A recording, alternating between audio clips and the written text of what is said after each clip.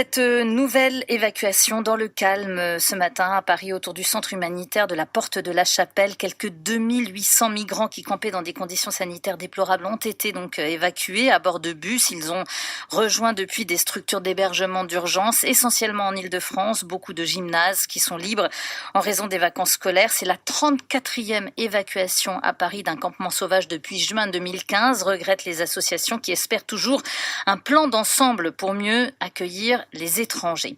Le défenseur des droits interpelle le ministre de l'Intérieur après la diffusion d'une vidéo qui montre des mineurs isolés reconduits vers la frontière italienne sans que leurs droits ne leur soient signifiés. Bonsoir Catherine Dutu. Bonsoir. Que voit-on précisément dans cette vidéo? Qu'est-ce qui a choqué le défenseur des droits, Jacques Toubon? Alors ça se passe à la gare de Menton-Garavant dans les Alpes-Maritimes. Des policiers montent dans un train en provenance d'Italie et ils s'arrêtent au niveau de deux jeunes. Ils leur demandent leur nationalité, Tchad.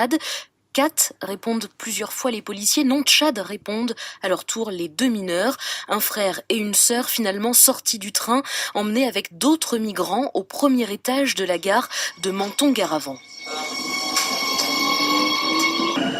Moi, je vais prendre les deux mineurs tchadiens.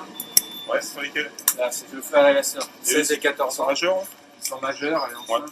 On entend un échange entre policiers capté, d'où la qualité sonore en partie clandestinement. Vidéo tournée par Michel Toesca qui réalise le long métrage À tout vent sur l'arrivée des migrants à Vintimille en Italie et dans la vallée de la Roya, côté français. Comment se passe la rencontre avec les habitants? C'est un documentaire tourné avec Cédric Héroux, cet agriculteur militant de la vallée de la Roya qui vient en aide aux migrants. Des portables et des caméras cachées, une nécessité pour saisir la vérité, explique Michel Toesca. Parce qu'on a énormément de témoignages de mineurs isolés qui sont reconduits en Italie. Alors on a mis en place ce dispositif et en fait là on a eu des mineurs qui étaient avec nous dans le train à Vintimille, un frère et une sœur de 14 et 16 ans, deux jeunes filles de 12 et 14 ans qui ont été arrêtés dans le train et puis conduits dans une pièce au-dessus de la gare de Menton-Garavant.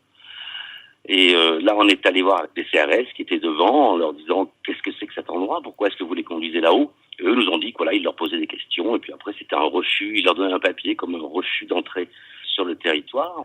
Et les CRS nous ont aussi dit nous allons les amener à la police aux frontières pour qu'ils puissent faire les démarches nécessaires. Et ça n'a pas été fait. En fait, ils les ont directement mis dans le train direction Vintimille. Et c'est en l'absence de cet accompagnement spécifique que le défenseur des droits, Jacques Toubon, interpelle le ministre de l'Intérieur, Gérard Collomb, quelques jours, avant l'annonce d'un plan gouvernemental pour les migrants. Catherine Dutu, merci.